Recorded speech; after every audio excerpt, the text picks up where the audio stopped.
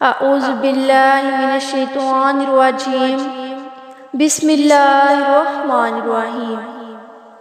شروع اللہ کے نام سے جو بڑا مہربان نہایت رحم فرمانے والا ہے۔ السلام علیکم ورحمۃ اللہ وبرکاتہ۔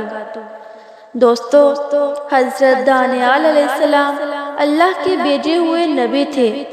میلاد سے 2500 سال پہلے 5ویں کرن میں بیت المقدس کے شہر میں پیدا ہوئے۔ حضرت دانیال علیہ السلام اشراف زادوں میں سے تھے۔ دانیال کا مطلب یہ ہے کہ خداوند میرا قاضی ہے۔ جب حضرت دانیال علیہ السلام پیدا ہوئے تب ان کے والد اور والدہ کی خوشی اور ذوق زیادہ مدت تک نہ رہی، کیونکہ اس زمانے میں ایک عجیب حالات پیدا ہوتے ہیں۔ ایک روایت کی بنیاد پر اس زمانے میں مصر کے بادشاہ نے یہودا کے بادشاہ کے ساتھ جنگ کا اعلان کیا تھا، اور چونکہ حضرت دانیال علیہ السلام اشراف زادوں میں سے تھے اور ان کی جان کو خطرہ لاحق تھا، جس کی بنا پر آپ کے والدین ان کو جنگل میں لے جا کر رہا کر دیتے ہیں۔ حضرت دانیال علیہ السلام جو کہ صرف چند دن کے تھے، جنگل میں انہیں تنہا چھوڑ دیا جاتا ہے۔ حضرت دانیال علیہ السلام شیروں سے بھرے ہوئے جنگل میں خدا کی آن میں چھوڑ دیے جاتے ہیں، اور وہ چیز جس کا انتظار تھا وہ پیش آتی ہے۔ شیر بہت جلدی حضرت دانیال علیہ السلام کی موجودگی کا احساس کرنے لگ جاتے ہیں اور اس کے اطراف میں کھڑے ہو جاتے ہیں، لیکن عجیب اتفاق پیش آتا ہے۔ وحشی شیر نامعلوم کو کوئی نقصان نہیں پہنچائے بغیر اسے زبان لگاتے ہیں اور اس کی حفاظت کرتے ہیں۔ حضرت دانیال علیہ السلام اس جنگل میں شیروں کے ساتھ کتنا عرصہ رہے کسی کو حقیقت معلوم نہیں ہے، لیکن ایک مدت کے بعد ایک چوپان کو حضرت دانیال علیہ السلام ملتے ہیں، اور وہ چوپان اسے اپنی اولاد کے طور پر قبول کر لیتا ہے اور اس کی پرورش کرتا ہے۔ جب حضرت دانیال علیہ السلام بڑے ہو جاتے ہیں اور سخت سفر ان کے انتظار میں ہوتا ہے، آپ سب بخت النصر جو کہ بابل کا بادشاہ تھا، اس کو تو جانتے ہی ہوں گے۔ طاقتور ترین حاکموں میں سے تھا جو آج تک دنیا میں موجود تھے۔ حضرت دانیال علیہ السلام جب نامولود ہوئے تو اسی وقت ہی اس کا سخت سفر شروع ہو جاتا ہے، اور یہاں سے داستان خوبصورت بنتی ہے کہ جب وہ اور بخت النصر کا قصہ شروع ہوتا ہے۔ کہا جاتا ہے کہ حضرت دانیال علیہ السلام 14 سال تک بیت المقدس میں زندگی گزاری، یہاں تک کہ بابل کا بادشاہ بخت النصر بیت المقدس پر حملہ کرتا ہے اور شہر کو آگ لگا دیتا ہے، اور شہر تقریباً ویران ہو جاتا ہے۔ وہ بوڑھے افراد جو اس حادثے سے بچ جاتے ہیں وہ مصر کی جانب بھاگ جاتے ہیں۔ جوانوں کو بابل قیدی بنا کر لے جایا جاتا ہے۔ حضرت دانیال علیہ السلام بھی ان کے ہمراہ ہوتے ہیں، جنہیں قیدی بنا کر بابل لے جایا جاتا ہے۔ حضرت دانیال علیہ السلام کے ساتھ حضرت عزرا بھی قیدی بنتے ہیں۔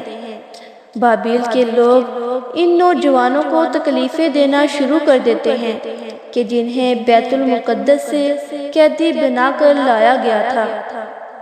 بابل کے لوگ ان جوانوں کی شکایت بابل کے بادشاہ بخت النصر کے پاس لے کر جاتے ہیں اور اسے کہتے ہیں، اے بادشاہ، آپ ان لوگوں کو یہاں پر لائے ہیں، ہماری بیویاں ہم پر توجہ نہیں کرتی ہیں اور ان کا سارا ہوش و حواس ان جوانوں پر ہے، یا ان کو یہاں سے باہر نکالیں یا انہیں قتل کر دیں۔ بخت النصر ان کی بات سننے کے بعد ان سے کہتا ہے، جو کچھ کرنا ہے کر لو، اس بات کا مجھ سے کوئی تعلق نہیں۔ بخت النصر اس بات کے بعد تمام جوانوں کو شہر کے میدان میں جمع کرتا ہے، جس وقت یہ جوان اپنی آخری سانسیں لے رہے ہوتے ہیں۔ بخت النصر کہتا ہے کہ رک جاؤ، مجھے وہ 4 نوجوان چاہیے ان کو آزاد کرو۔ 4 جوان آزاد ہو جاتے ہیں اور بابیل کے لوگ باقیوں کو قتل کر دیتے ہیں۔ ان 4 نوجوانوں میں سے ایک حضرت دانیال علیہ السلام تھے اور دوسرے حضرت عزرا علیہ السلام تھے۔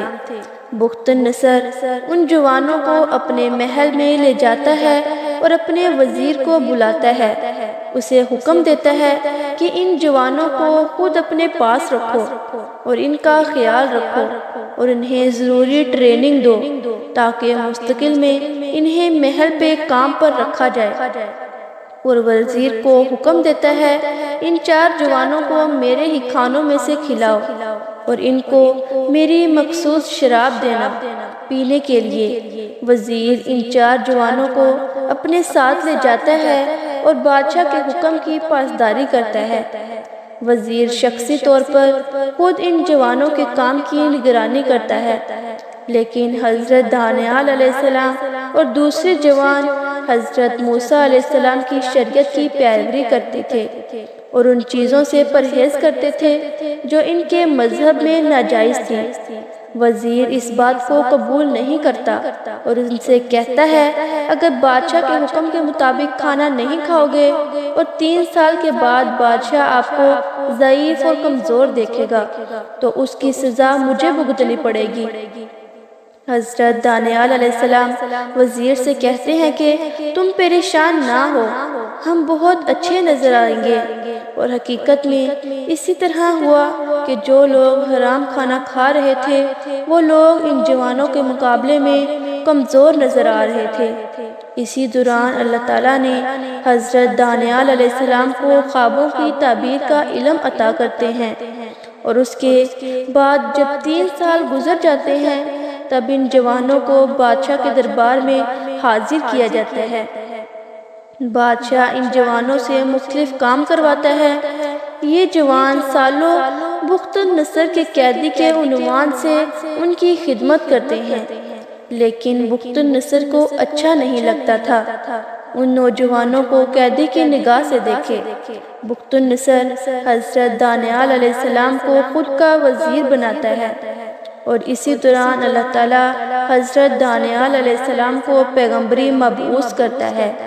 بابیل کے لوگ حضرت دانیال علیہ السلام کی جاسوسی کرتے ہیں اور حضرت دانیال علیہ السلام کی رفتار و کردار کو دیکھ کر ان لوگوں سے برداشت نہ ہوا اور انہوں نے کوشش کی کہ حضرت دانیال علیہ السلام کو بدنام کریں اور بخت النصر کو حضرت دانیال علیہ السلام کی نسبت بدظن کریں اور بخت النصر سے جا کر کہتے ہیں اے بادشاہ تو نے اس شخص کو خود کا وزیر بنایا ہے لیکن وہ پیغمبر کی طرح رفتار کرتا ہے، اس کے علاوہ وہ شراب جو آپ پیتے ہیں وہ ہرگز نہیں پیتا۔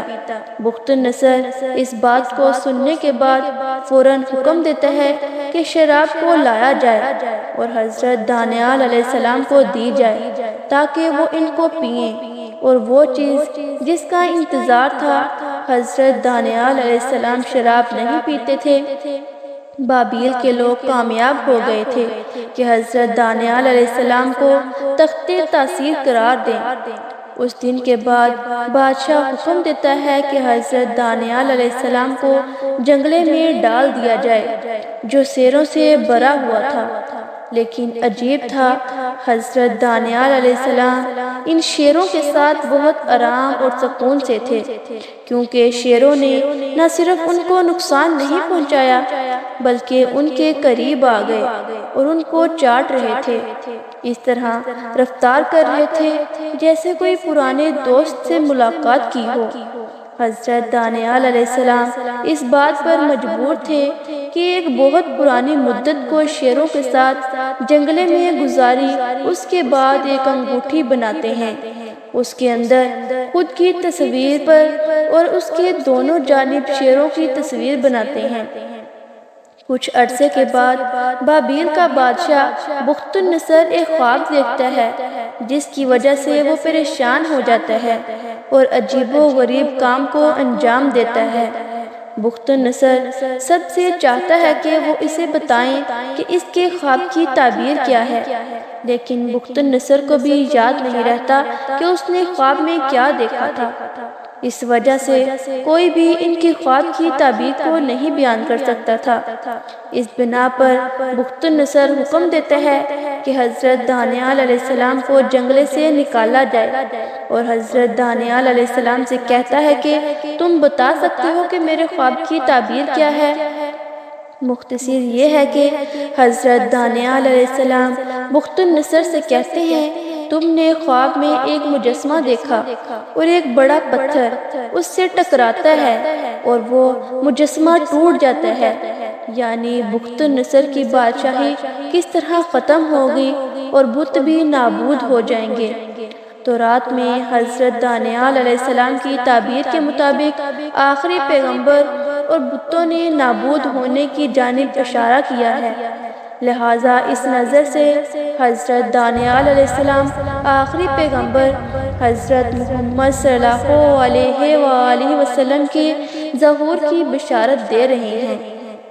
جس وقت بخت النصر دیکھتا ہے کہ حضرت دانیال علیہ السلام ان کے خواب کو اور تعبیر کو بیان کر سکتے ہیں، حضرت دانیال علیہ السلام کو دوبارہ محل لے کر آتے ہیں اور پہلے سے زیادہ محبت امیز رفتار کرتا ہے، لیکن بابیل کے لوگ حضرت دانیال علیہ السلام کا پیچھا نہیں چھوڑتے ہیں، اور انہوں نے حضرت دانیال علیہ السلام سے نجات پانے کے لیے ہر برے طریقے کو آزمایا۔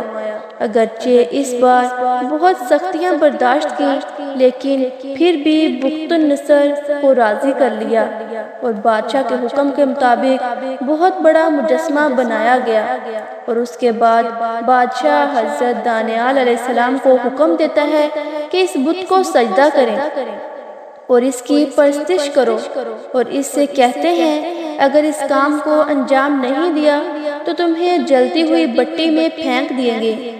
حضرت دانیال علیہ السلام بخت النصر کو جواب دیتے ہیں کہ ہم صرف خدا کی بندگی کرتے ہیں، اور خدا ہم کو آگ میں کے جس میں تم ڈالو گے بچا لے گا۔ بادشاہ اس بات کو سننے کے بعد بہت غضبناک ہوتا ہے اور حکم دیتا ہے کہ آگ کی بہت بڑی بٹی بنائی جائے، اور انہوں نے حکم کی پیروی کی اور آگ کو اچھی طرح شعلہور کیا۔ اس کے بعد حضرت دانیال علیہ السلام اور ان کے دوستوں کی جانب رخ کرتا ہے اور کہتا ہے یہ تم لوگوں نے خود اس کا انتخاب کیا ہے۔ اس کے بعد حضرت دانیال علیہ السلام کو ان کے 3 ساتھیوں سمیت آگ میں پھینک دیتے ہیں، اور بخت النصر ان 4 کا آگ میں جلتے کا تماشا دیکھتا ہے، اپنے تخت کا سہارا لیتا ہے، لیکن بخت النصر اس وقت آگ میں ایک عجیب سی چیز کو دیکھتا ہے۔ جب غور سے دیکھتا ہے کہ آگ میں 4 لوگوں کے بجائے 5 لوگ موجود ہیں، اور 5واں شخص ظاہری شکل و صورت کے لحاظ سے ان 4 سے مختلف ہے۔ کچھ لمحے گزرتے ہیں لیکن نظر نہیں آ رہا ہے کہ حضرت دانیال علیہ السلام اور ان کے ساتھی جل رہے ہوں۔ بادشاہ اپنے سپاہیوں کو حکم دیتا ہے کہ آگ سے باہر نکالا جائے۔ حضرت دانیال علیہ السلام اور ان کے 3 ساتھی آگ سے اس طرح باہر آتے ہیں کہ جیسے آگ میں تھے ہی نہیں۔ بخت النصر پوچھتا ہے کہ میں نے تم 4 لوگوں کو آگ میں ڈالا تھا، لیکن آگ میں 5 لوگ موجود تھے، وہ 5واں شخص کون تھا؟ حضرت دانیال علیہ السلام کہتے ہیں کہ وہ شخص جو ہمارے ساتھ تھا وہ فرشتہ تھا۔ بخت النصر ان حالات کو دیکھ کر اعلان کرتا ہے کہ کسی کو بھی حضرت دانیال علیہ السلام کے بارے میں برا کہنے کا حق نہیں ہے، اور حضرت دانیال علیہ السلام آخری عمر تک ان کے ساتھ رہیں گے۔ اس واقعے کو سالوں گزر جاتے ہیں اور بخت النصر بابیل میں اس دنیا سے چلا جاتا ہے، اور جب حضرت دانیال علیہ السلام کی وفات کا زمانہ قریب آیا تو اللہ تعالیٰ نے حکم دیا نور و حکمت خداوندی کو اپنے فرزند کو سپرد کر دو اور اس کو اپنا خلیفہ بنا دو۔ چنانچہ انہوں نے تعمیل ارشاد خداوندی کر دیا اس کے بعد حضرت دانیال علیہ السلام کا بھی انتقال ہو گیا اور وہ وہیں بابل میں بے کام سوچ سے دفن ہوئے۔